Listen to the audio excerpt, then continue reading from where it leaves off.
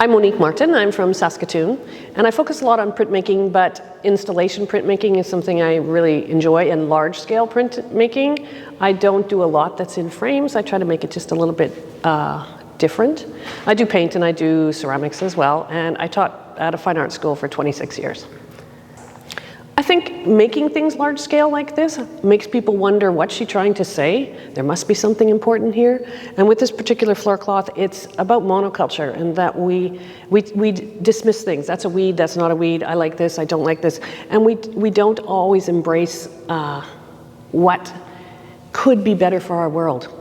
Dandelions could be better for our world. They come back into places that have been barren, and they break up the soil and all of those kinds of things. And we just dismiss them as a weed. They came to Canada, they were brought here as a food source because they have all kinds of nutrients and all kinds of great things. But eventually somehow they became a weed. But they are slowly making it back into the food culture. And then also the metamorphosis of butterflies is really important because right now in our world there's climate change. So everything's changing, and the climate we had isn't what we had before. There's so many disasters, natural disasters. Humans are having to transform because the environment is transforming. And I think the butterfly is a great symbol for that, because it goes into its chrysalis thinking, oh, this is great, what's happening? Ooh, I'm a little caterpillar. Oh, it's all great. And then they become goo inside there. They have no idea what's happening next. And neither do we as humans. And I think we have to become more comfortable with that. But at the same time, analyzing where we are environmentally in our own lives, what decisions we make, and help the environment to heal. So I think there's a lot inside not knowing what's happening next, but being able to engage with the world in an individual way, in our own homes, in our workplaces, all of that. Well, I think, again, the large scale, taking people out of their day, taking people out of the busy world that we are in, and placing them somewhere unexpected, leads to thoughts that they maybe wouldn't have had before, or conversations they wouldn't have had before, especially when something's so large. Again, why would this woman make this so large, and why would she make these little trails, and what does this tree cut off in the corner mean? Why are there animal footprints only over there? Oh, did you see the little tiny ants in that one corner? All those things engage people in conversations, even with people they don't know. And I think one thing we're missing right now is, in this world, is engaging with other people. We're so on our phones. Some people pretend to be on their phone because they're afraid to talk to people on a bus or a train or whatever.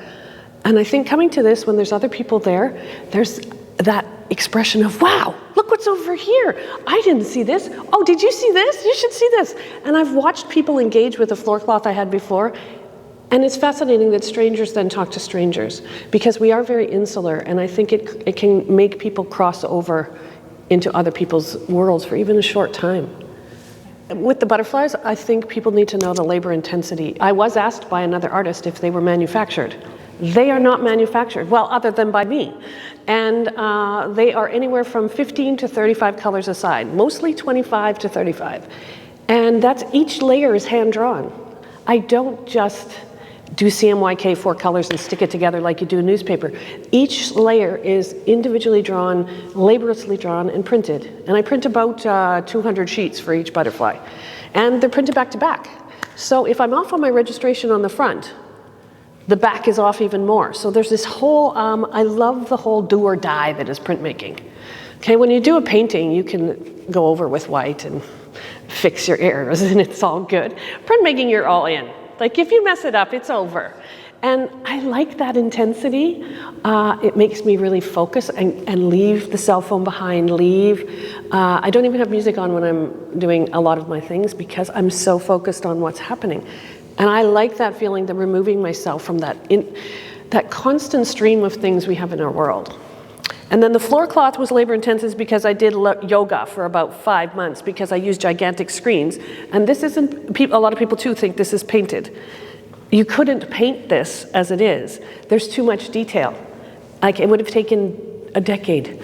I used screens on my hands and knees, holding them with my feet and doing downward dog screen printing for about 5 months. And this is the first time it's kind of put together, so there's a few things I went, oh, but it's printmaking. So there's a few things that I would change, but it was one of the greatest experiences of my life building this. I had a warehouse to work in between the shelves, so I could work on these big panels. And again, I removed myself from the world. There was no computer there, no option to do that. I was just in the moment. And I would print for hours, and then I would do whatever I did, do my drawings for the next day, because I would usually do my drawings over top of the ones that were there. And then I would take those home, expose them, come the next day, print the next layer.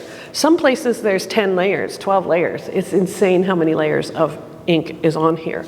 And the cloth is actually much heavier than it was when I bought it. It increased in weight, which is surprising because ink is so thin. I'm excited for people to see the little details. Like there are teeny tiny little ants in here, and there's water striders, and there's little minnows in the pond.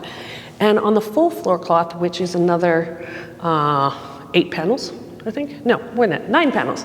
Another 9 panels, the details, it's just fun. And kids came to see it in the studio when I was working on it, and they climbed on the rocks, and they went down the path. They did all the things I wanted them to do, and they sat on the cutout log behind me. They sat and they pretended they were sitting on a log. It's just the engaging in the pieces, because I don't hold it so precious that it can't be touched.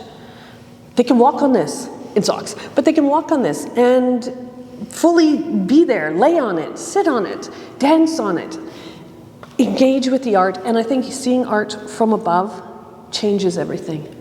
It changes the whole thing. And so they're surrounded in both places by my work, and I just love how people react to that.